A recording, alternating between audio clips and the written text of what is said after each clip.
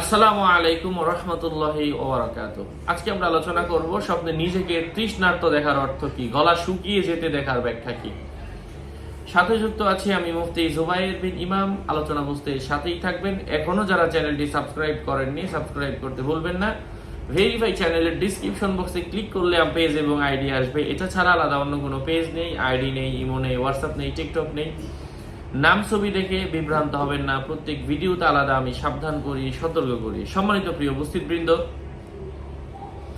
স্বপ্নে নিজেকে তৃষ্ণার্ত হতে দেখার অর্থ হচ্ছে দুর্বল ইমানের লক্ষণ বুঝতে হবে।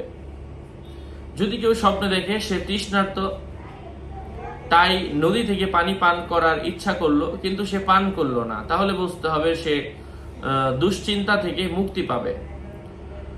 তালুতের ঘটনায় আল্লাহ পাক বলেন, قال فإن الله مبتليكم بنهر فمن شرب منه فليس مني ومن لم يطعمه فإنه مني।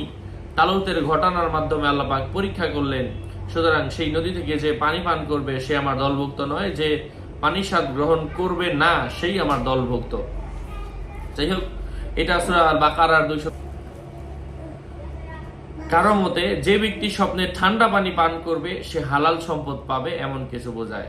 স্বপ্নে পানি পান করে পরিতৃপ্ত হতে দেখার অর্থ হচ্ছে দিনের সঠিকতা এবং তার উপর অবিচল থাকার আলামত বুঝতে হবে।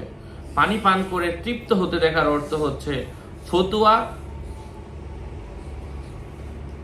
এবং যে কোনো বিষয়ে সে জ্ঞান লাভের সম্ভাবনা রয়েছে। স্বপ্নে পিপাসা নিবারণ হওয়া এর অর্থ হচ্ছে শুভ।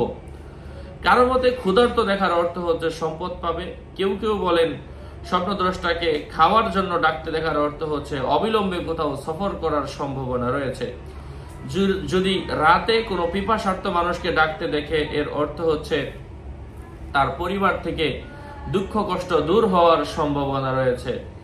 স্বপ্নে কোনো মানুষ যদি পিপাসার্ত অবস্থায় পানি পান ছাড়া পিপাসার্ত থাকে, এমন অবস্থায় সে তার দিন অতিবাহিত করে, এর অর্থ হচ্ছে সে কোনো কষ্টের কাজে পারিশ্রমিক লাভ করবে, কষ্ট করে সফল হবে, এমন কিছু বোঝায়।